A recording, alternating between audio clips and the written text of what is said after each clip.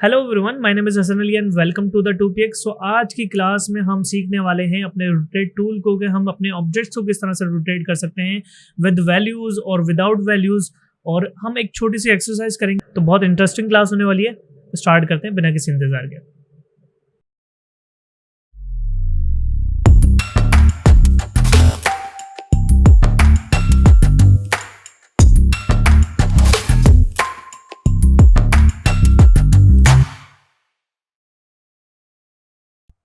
तो चलें अपनी क्लास स्टार्ट करते हैं। सबसे पहले हम एक रेक्टेंगल बनाते हैं। ठीक है, रेक्टेंगल टूल लिया हमने यहाँ से और हमने एक रेक्टेंगल बना लिया। इसको हम कलर दे देते हैं कोई भी थोड़ी देर के लिए। ठीक है, अभी क्या हो रहा है कि जैसे ही जब मैं कोई भी ऑब्जेक्ट सेलेक्ट करता हूँ तो मेरे पास एक बाउंडिंग बॉक्स आ जाता है, और जब मैं किसी भी कॉर्नर पे लेके जाता हूँ तो क्या होता है कि हमारे पास रोटेट का ऑप्शन आ जाता है और हम किसी भी चीज़ को रोटेट कर सकते हैं। ठीक है, किसी भी एंगल में हम इसको रोटेट कर सकते हैं। ठीक है, अगर अभी क्या हो रहा है कि अभी जब मैं रोटेट कर रहा हूँ तो ये सेंटर से रोटेट हो रहा है। ठीक है, अब मैं चाहता हूँ कि मेरा ऑब्जेक्ट जो है वो इस कॉर्नर से रोटेट हो या किसी भी दूसरे कॉर्नर से रोटेट हो, सेंटर से रोटेट ना हो, या उसका मैं पिवट पॉइंट चेंज करना चाहता हूँ। तो हम क्या करें, तो हमारे पास होता है रोटेट टूल। हमने यहाँ से रोटेट टूल सेलेक्ट किया, यहाँ पे जस्ट क्लिक किया, अब ये ऑब्जेक्ट यहाँ से मूव होने लग गया। ठीक हो गया। ठीक उसी तरह से रोटेट टूल मैंने क्लिक किया, यहाँ पर सिलेक्ट किया, तो ये उस पॉइंट से ऑब्जेक्ट हमारा रोटेट होना शुरू हो जाएगा। ठीक है, दूसरा तरीका क्या है कि हम राइट क्लिक करके ट्रांसफॉर्म में जाके यहाँ से रोटेट भी कर सकते हैं। अगर आपके पास कोई वैल्यू है कि अगर आपको किसी एंगल पर रोटेट करना है तो आप इसको पर्टिकुलर एंगल पे भी रोटेट कर सकते हैं। ठीक है, और अगर आप इसकी डुप्लीकेट लेना चाहते हैं तो डुप्लीकेट ले लेंगे, कॉपी करेंगे तो ये उसकी कॉपी बना देगा। ठीक हो गया, ये बेसिक सी रोटेशन हमें समझ में आ गई। अब हम इस रोटेशन टूल के थ्रू एक छोटा सा ऑब्जेक्ट बनाने की कोशिश करते हैं। हम अपने लेते हैं एलिप्स टूल। ठीक है, इसका कलर चेंज करते हैं, हम थोड़ा सा रख लेते हैं इसको पिंक। ठीक है, इसी की डुप्लीकेट लेते हैं, Ctrl+C Ctrl+F करके, और ये ट्रांसफॉर्म कर लिया मैंने इसको छोटा सा, और इसके अंदर येलो कलर दे दिया। ठीक है, ठीक उसी तरह से एक सर्कल बनाते हैं हम यहाँ पर येलो कलर का, और इसको यहाँ पर देते हैं। ठीक है, अच्छा सबसे पहले हम क्या करेंगे, इसको सेंटर अलाइन कर लेंगे। ठीक है, ताकि हमारा ऑब्जेक्ट उससे सेंटर अलाइन हो जाए। ग्रुप हमने किया हुआ है, हमने रोटेट टूल लिया यहाँ से और इसके सेंटर पर क्लिक कर दिया। ठीक है, सेंटर पर क्लिक करने के बाद हमने ऑल्ट प्रेस करके इसको मूव करना है। ठीक है, ऑल्ट प्रेस करके देख रहे हैं अब ये डुप्लीकेट बन गई, पहले डुप्लीकेट नहीं बन रही थी। ठीक है, डुप्लीकेट बनाने के बाद मैंने रिलीज किया अपना माउस का बटन, और अभी हमने सिलेक्शन हटानी नहीं है, हमने सिर्फ Ctrl+D प्रेस करना है। जैसे ही जितनी बार मैं Ctrl+D प्रेस करूंगा ये उसकी उतनी बार डुप्लीकेट ले लेगा। ठीक है, अब क्या हो रहा है कि जब हमने डुप्लीकेट्स ली तो हमारे पास जो है वो एक एक्स्ट्रा जो है उसके ऊपर ओवरलैप कर रहा है। हम चाहते हैं कि हमारी कैलकुलेशन के हिसाब से रोटेशन हो, तो हम इसको अंडू कर देते हैं वापस। ठीक है, हमने क्या करा, अपना रोटेशन टूल ली, यहाँ पे ऑल्ट प्रेस करके अब क्लिक किया। सही है, ऑल्ट प्रेस करके क्लिक किया तो हमारे पास उसके पास अब वैल्यूज आ गई कि आपने क्या वैल्यूज ऐड करनी है। ठीक है, अगर आप चाहते हैं कि आपका जो लीफ है वो 60 के एंगल से मूव हो या 30 के एंगल से मूव हो, तो आप जो भी इस पे वैल्यू देंगे वो उसके हिसाब से मूव हो जाएगा। ठीक है, फॉर एग्जाम्पल हम इसको देते हैं -60 का एंगल। ठीक है, और इसकी ले लेते हैं डुप्लीकेट कॉपी। अभी मैंने सिलेक्शन हटाई ही नहीं है और सिर्फ मैं वही प्रोसेस अगेन फॉलो करूंगा, Ctrl+D, तो हमारे 6 लीव्स एक साथ बन चुके हैं उसके। ठीक है, समझ गए, जो भी इसके पेटल्स हैं, लीव्स जो भी आप बोल रहे हैं, तो उसकी जो 6 की 6 पत्तियां हैं वो कैलकुलेशन के हिसाब से पूरी पूरी बन गई हैं। ठीक है, एक तरीका तो ये हो गया। दूसरा तरीका ये कि हम इसको डिलीट करते हैं, हम नीचे और ऊपर वाले को ग्रुप कर लेते हैं ताकि इसका सेंटर पॉइंट ऑटोमेटिकली सेंटर में आ जाएगा सर्कल के। अब हम इसकी डुप्लीकेट बनाते हैं, Ctrl+C Ctrl+F किया ताकि पेस्ट एंड प्लेस हो गया, और हमने इसकी डुप्लीकेट रोटेट कर ली। ठीक है, रोटेट करने के बाद इसको भी ग्रुप कर देते हैं, दोनों ऑब्जेक्ट को Ctrl+G या राइट क्लिक करके यहाँ से आपने ग्रुप कर लेना है। अगेन इसकी डुप्लीकेट लेते हैं, Ctrl+C Ctrl+F, और इसको रोटेट कर देते हैं। ठीक है, कितना इजीली हमने इसको ऐसे फ्लावर बना लिया। इसी तरह से अगर आपने कोई भी जो है वो पेटल्स को मूव करना हो, इस तरह से आप रोटेशन टूल के थ्रू मूव कर सकते हैं। ठीक है, अब हम अपनी डार्ट की प्रैक्टिस करते हैं। हम इसमें ये रोटेशन टूल के जरिए ये बनाने की कोशिश करते हैं। ठीक है, इसमें क्या है कि ये सर्कल है यहाँ पर और यहाँ पर ये लाइंस आ रही हैं, इसको हम बनाने की कोशिश करते हैं। ठीक है, अपना रेक्टेंगल टूल लिया हमने और थोड़ा सा एक इसको बॉक्स बना लिया। ठीक है, अब इसके सेंटर पॉइंट पे हमने पेन टूल से एक पॉइंट ऐड किया और ये दोनों पॉइंट माइनस कर दिए ताकि یہ ایک اس طرح کی شیپ بن جائے. ٹھیک ہو گیا. شیپ کرنے کے بعد اگین وہی والی چیز ہم کریں گے جیسے ابھی ہم نے پیڈل کے ساتھ کی تھی. ہم کیا کرتے ہیں, پہلے کیلکولیٹر سے اپنے ایجز کو کاؤنٹ کر لیتے ہیں. فار ایگزامپل یہ ہیں 10 پوائنٹس, جو بلیک والا ایریا ہے جتنے بھی یہ جو لائنز ہے وہ 10 ہے. تو ہم 360, کیونکہ ایک سرکل جو ہوتا ہے وہ پورا 360 کا ہوتا ہے, اس کو ڈیوائڈ کر لیں گے ہم 10 سے. ٹھیک ہے, تو ہمارے پاس ایک اینگل کیا آ گیا 36 کا.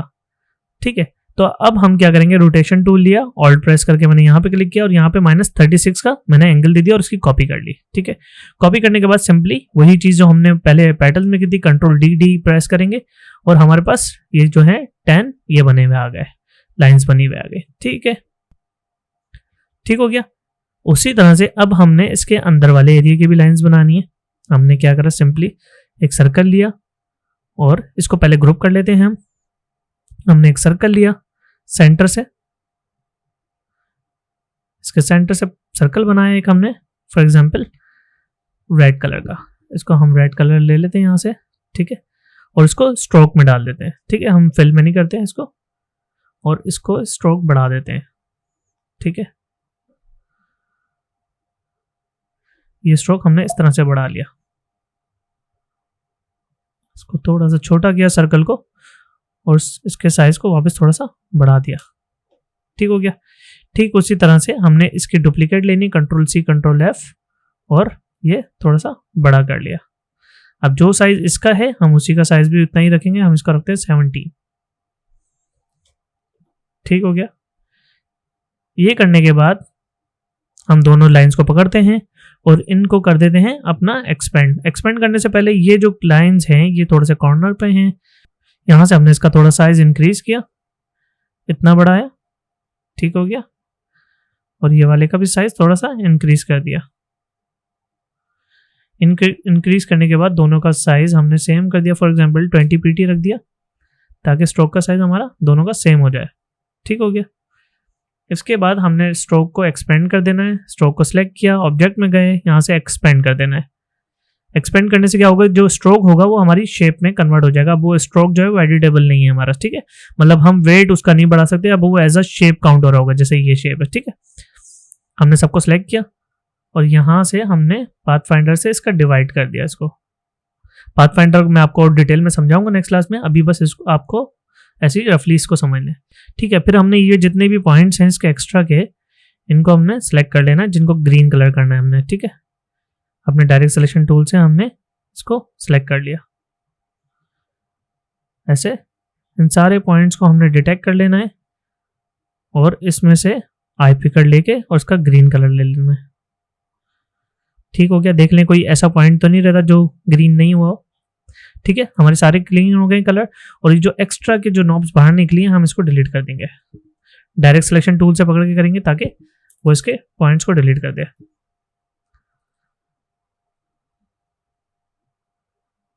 یہ ہم نے اس کے پوائنٹس ایکسٹرا کے جو تھے باہر نکل رہے تھے وہ ڈیلیٹ کر دیے. یہ کرنے کے بعد اگر آپ نوٹ کر رہے ہوں تو بیچ میں بھی ایک سرکل ہے, ہم بیچ میں بھی ایک سرکل بنا دیتے ہیں. کوئی مسئلے کی بات نہیں ہے بھائی. ٹھیک ہے, یہ ہے گرین کلر کی. پھر اس کے اندر ایک اور سرکل ہے, وہ ہے ریڈ کلر کا. ہم اس کو ریڈ بنا دیتے ہیں, کوئی ٹینشن والی بات نہیں ہے. اب ہم نے ایک اور سرکل بنانا ہے جو کہ یہ بلیک والا ایریا ہوگا. ہم نے یہاں سے کلک کر کے سینٹر سے بنایا ایک سرکل اور اس کو سویپ کر دیا تاکہ اسٹروک جو ہے وہ اس میں کنورٹ ہو جائے. فل میں جو ہمارا جو کلر ہے وہ اسٹروک میں آ جائے اور فل ہمارا 0 ہو جائے. ہم نے اس کا اسٹروک سائز ایسے بڑھایا اور ہم نے تھوڑا سا چھوٹا کر لیا اور اس کو بیک پہ کر دیا. رائٹ کلک کرا, ارینج میں گئے اور سینڈ ٹو بیک کر دیا. ٹھیک ہے, اگر ابھی آپ کو سینٹر الائن نہیں لگ رہا تو آپ سارے آبجیکٹ سلیکٹ کر کے اس کو الائن بھی کر سکتے ہیں. ٹھیک ہے, ہم نے یہاں سے اس کو سینٹر الائن کر لیا. ٹھیک اسی طرح سے اس کا اسٹروک سائز تھوڑا سا اور بڑھا دیتے ہیں کیونکہ ہمارا ایریا کافی بڑا ہے, اور ہم اس کو آؤٹ سائڈ اسٹروک کر دیتے ہیں. اس کو تھوڑا سا اندر کیا اور اس کا اسٹروک سائز بڑھا دیا. زیادہ بڑا ہو گیا تھوڑا. ٹھیک ہو گیا. ٹھیک اسی طرح سے اگر آپ نوٹ کر رہے ہوں تو یہاں پر جو ہے ہمارے پاس وائٹ بارڈر بھی آ رہا ہے سب کے پاس. ٹھیک ہے, تو ہم وائٹ بارڈر بھی لگا سکتے ہیں. ہم کیا کر سکتے ہیں, یہ والا جو اسٹروک ہم نے بنایا ہے اس کی ڈپلیکیٹ لیتے ہیں, کنٹرول سی کنٹرول ایف, اور اس کو لے کے تھوڑا سا اندر کرتے ہیں اور اس کو فرنٹ پہ لے آتے ہیں, اس کو کر دیتے ہیں وائٹ. وائٹ کرنے کے بعد اس کا سائز کرتے ہیں تھوڑا سا چھوٹا. ٹھیک ہے, اور چھوٹا کرتے ہیں ہم, تقریباً کر لیتے ہیں 4 pt, اور اس کو اس کے بارڈر پہ لگا دیتے ہیں. ٹھیک ہے, اسی طرح سے ایک اور کنٹرول سی کنٹرول ایف کیا, اور یہ یہاں پہ ڈپلیکیٹ لے کے ایسے لگا دی. ایک اور کنٹرول سی کنٹرول ایف کیا, اور اندر والی سائڈ پہ بھی ہم نے لگا دی ایسے. ٹھیک ہے, ایک اور کنٹرول سی کنٹرول ایف کیا, ڈپلیکیٹ لی اور اندر کر دیا. ٹھیک ہے, کنٹرول سی کنٹرول ایف سے کیا ہو رہا ہے کہ کوئی بھی آبجیکٹ اسی جگہ پہ کاپی اور ڈپلیکیٹ بنا رہا ہے. ٹھیک ہے, یہ ہو گیا. اب ہم اس میں لگاتے ہیں اپنے نمبرس. یہاں پہ ہم نے لکھا فار ایگزامپل 20 یا 1 لکھ لیا. ٹھیک ہے, اس کو ٹیکسٹ کو کلر کیا وائٹ. ٹھیک ہے,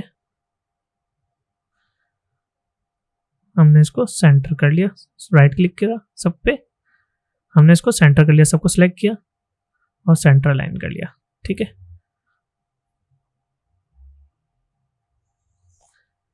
اب یہ کرنے کے بعد ہم نے وہی اگین سیم ٹپ یوز کرنی ہے کہ اگر ہم نے روٹیشن کرنی ہے اس ٹیکسٹ کی بھی تو ہم اس ٹیکسٹ کی بھی روٹیشن کر سکتے ہیں.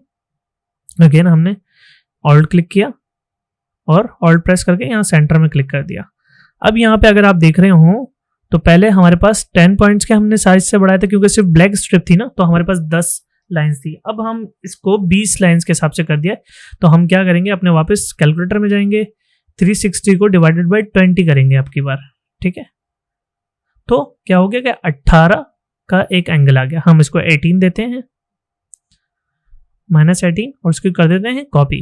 ٹھیک ہے, کاپی کرنے کے بعد اگین کنٹرول ڈی کریں گے تو یہ سینٹر میں سب کے ہر ایک کے پوائنٹ میں آ جائے گا. اب ہم نے یہاں پر نمبر چینج کرنے ہیں تو نمبر چینج کر لیں گے. ہم اپنے ٹیکسٹ ٹول لیا, اس سے نمبر چینج کر لیا. فار ایگزامپل جو بھی نمبر آپ نے رکھنا چاہیں یہاں پر آپ اپنی مرضی سے رکھ سکتے ہیں. فار ایگزامپل 2, میں ایسے ہی نمبر رکھ رہا ہوں ابھی. 4 6 45 تو نہیں ہوتا, لیکن 19, کچھ بھی آپ نمبر رکھ لیں رینڈم سے. میں ایسے ہی نمبر رکھ رہا ہوں تاکہ آپ کو سمجھ آ جائے.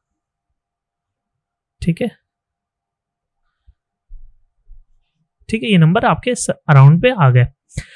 آلدو آپ اس نمبرز کو واپس روٹیٹ کر سکتے ہیں کیونکہ ہم نے اس پوائنٹ سے روٹیٹ کیا تو اس وجہ سے نہیں ہو رہے. ہم اس کو واپس اس طرح سے بھی روٹیٹ کر سکتے ہیں.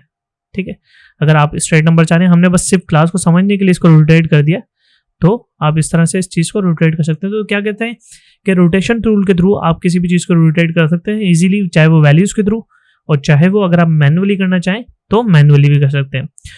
ٹھیک ہے, ایزیلی ہم کس طرح سے اس کے ڈارٹ کو بنا سکتے ہیں. تو آپ کو یہ کلاس کافی حد تک سمجھ آئی ہوگی, اور اگر کوئی سوالات ہیں تو آپ مجھے کامنٹ سیکشن میں لازمی بتائیں, میں ان کا ضرور جواب دوں گا.